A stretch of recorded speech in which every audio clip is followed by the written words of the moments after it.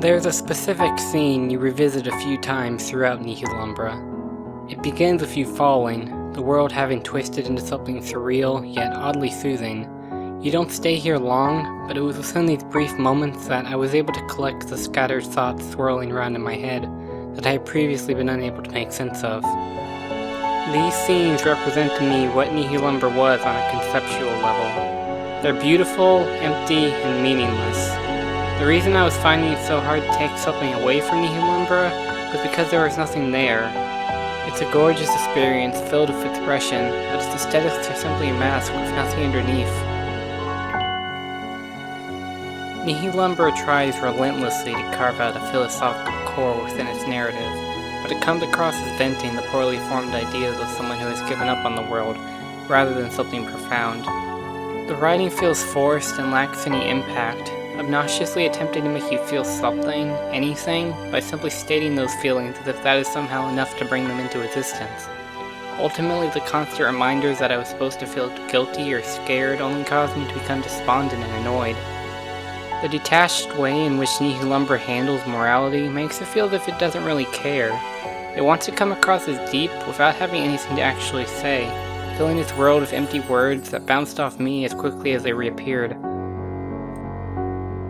Eventually, I simply tuned out the writing and attempted to focus on the puzzle designs instead, yet doing this only brought out how similarly hollow and disinteresting those elements were too. Controlling various elemental powers which can be painted on the environment should provide endless interesting applications, but Nihilumbra never even scratches that surface. It provides you with new tools at a steady pace, but never a creative way to use them. Puzzle designs repeat the same basic ideas the entire way through, often requiring no forethought as the answer is simply an altered version of the tutorial.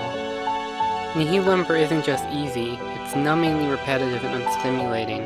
The only time I felt challenged was in navigating the interface, which while not terrible, tended to feel awkward and more suited to its touch-based origins than a mouse and keyboard. But then, as if to mock me, completing the game unlocks Void Mode, which far from the simplistic main game, radically raises the difficulty with cheap trial-and-error level designs.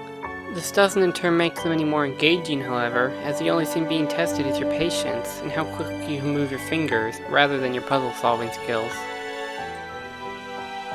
Nihilumbra is such an exquisite game to look at that it's disheartening to see such lovely artwork was wasted on an experience that only manages to dull the senses. It functions, but provides no incentive to spend even a few hours to complete it. Playing it felt almost like it was actively pushing me away, unintentionally but forcefully, as if despite having outrun the void pursuing me, it had already devoured the game itself.